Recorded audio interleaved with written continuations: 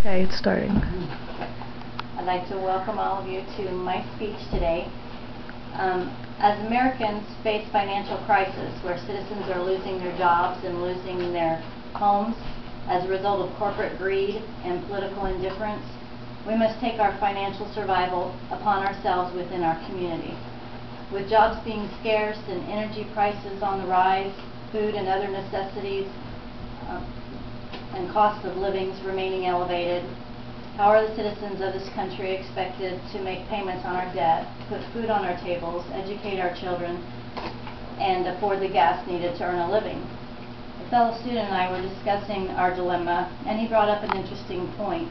He wondered if the banks realized, as they funded the corporate America to move jobs out of this country for a greater profit, if they realized that their current debtors that were holding these jobs would no longer be able to repay their debt.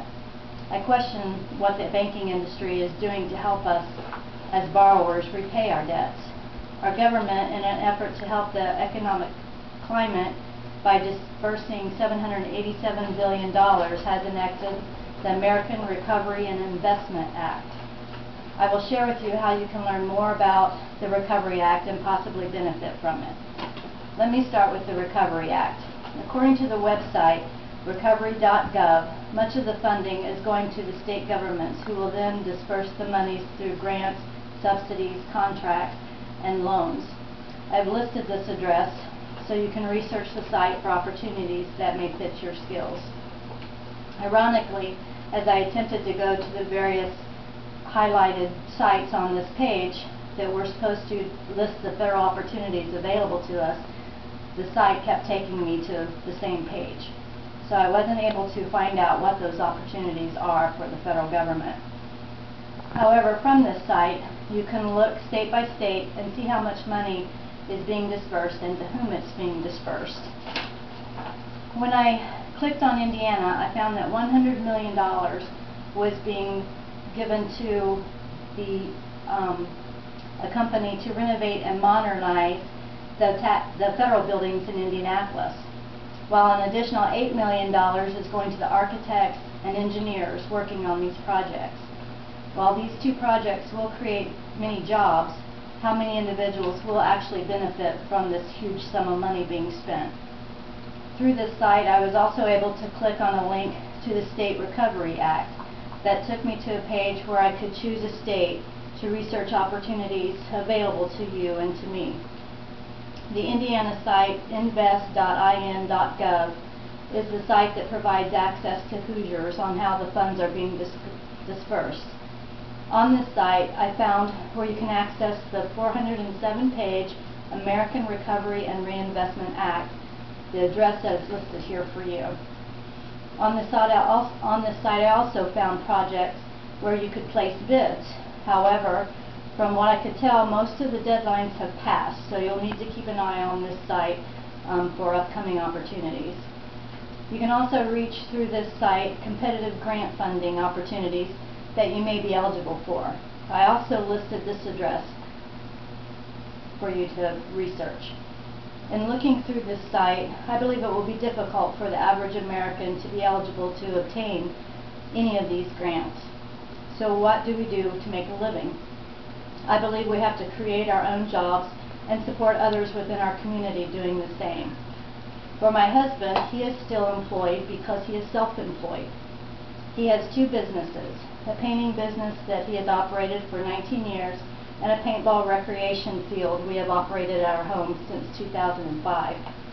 For myself, I work part-time in the transportation industry at a family-owned business that is surviving, but had to lay off a few people and has had to drastically reduce the overhead expenses for us to stay in business.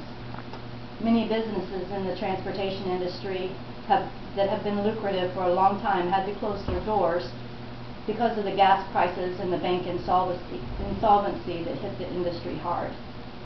My focus in college is in construction technology, where I intend to develop my own business in some aspect. Being self-employed has its drawbacks, however. For instance, the money comes in sporadically and sometimes not at all.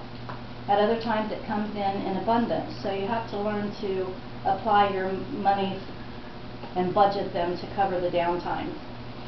Although being self-employed can be scary, your income does not rest in the hands of executives who don't have your best interests in mind. I believe our financial survival depends on buying our food from local farmers and growers and utilizing the services of local construction workers, furniture makers, seamstresses, and various other artisans. And finally, the banking industry hasn't helped the situation. The bank bailouts haven't seemed to benefit the average borrower who is struggling to pay their debt. Instead of banks modifying loans to help their debtors be less of a risk and to repay their debt, they are charging ridiculous closing costs in order to refinance their loans. Or they're sending their customers through the application process again and then denying them access to refinancing because they're too much of a risk, leaving the borrower unable to lower their monthly payments. The bank has already accepted that risk when they loaned the money to begin with. So why will they not bail out their borrowers as the taxpayer funds have helped to bail out the banking industry? Given the reluctancy of the banking industry to help with the solution and the complexity of the government's Recovery Act, what are we to do? Our financial survival is in our own hands and those of our neighbors, not in the financial institutions, not in the big businesses, and not in the federal and state governments.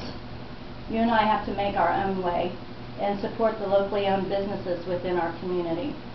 The only other thing we can do to change the course we are currently on is to go to usa.gov and click on Contact Elected Officials and inundate all the members of Congress with our own stories and thoughts of their reckless decision making that ultimately affects each of us. As our government hastily enacts legislation and increases the burden on the American family, it becomes more apparent that it is time for us to reinvent the wheel on a local level. The banking industry may not be willing to invest in the citizens of our community, but that shouldn't stop us from investing in each other. Good luck to you as you work toward building a financially sound community.